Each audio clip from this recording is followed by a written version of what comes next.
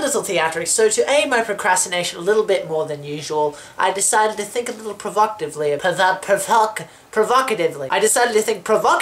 what my next video should be about. And after watching one of my favourite forms of Vlogbrothers videos, Thoughts from Places, I realised that lots of things have stories. Specifically, I want to talk about these things. So basically the story behind these boots is quite a simple thing really. I was on the way to an acting job. I believe this was Lightning Point. I think it has an official name now, like Australian Surfer Girls or something like that. So we were on the way to that gig, and I was with my mother, who was nice enough to give me a lift there because it was in the middle of whoop whoop nowhere. They gave us a call and we were maybe 5 minutes away, and they cancelled on us because of the weather. It was raining like bollocks.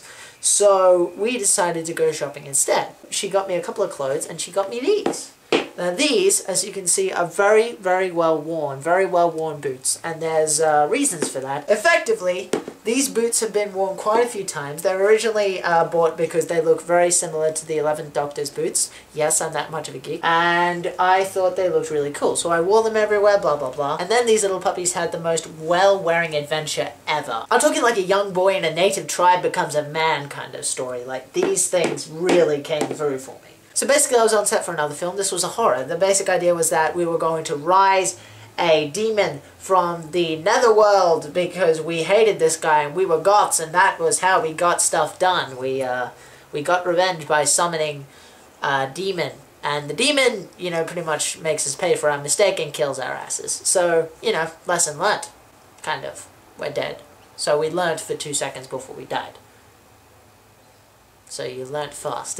Basically we had this beautiful set made for this one shot where all the goths were bringing out the demon back to life. And, you know, we had shrubbery all over these logs and it looked really old, and there was a campfire and everything. And it started to rain. That's okay. We knew it was going to rain. We figured it was going to let up. It didn't. It got so bad that the tarpaulin floor that we had started to flood. Now keep in mind, the way we were using our equipment was with a generator, which was on the tarpaulin floor. Can you see what was wrong with this idea? It got so bad that we were actually scared that we were going to get electrocuted. People were kind of walking back and forth, and we started screaming at them, "Get your asses here and pick up this stuff and run with it," because it got really dangerous. Unfortunately, at the time I was wearing my Converse, so I ran back and forth like a kilometer down the park where it was soaking with mud and everything else for maybe 30 minutes. By that time, they were completely soaked through. But I knew I had my boots in the car, so I put these on because these were for the costume. And they served me well. They kept me dry. What we eventually ended up doing, we wrapped the generator and the cords and stuff around the upper poles of the tent. We picked up the tent, we ran with it a kilometer down the park, then we finally set ourselves up, and in and amongst that I had to pick up a pot of fire. And that sounds like a metaphor, but I'm not kidding. Like you have a fire, like, and you put it in like a pot thing, I'm not sure what it's called, but you put it in there and you put the firewood in there. No one can touch it though, because it's boiling. Like, it's really hot, you can't touch it. So what we ended up doing is we got 2 sticks. Like, I got one end and this guy got the other, and what we ended up doing was that we put these 2 sticks together like this.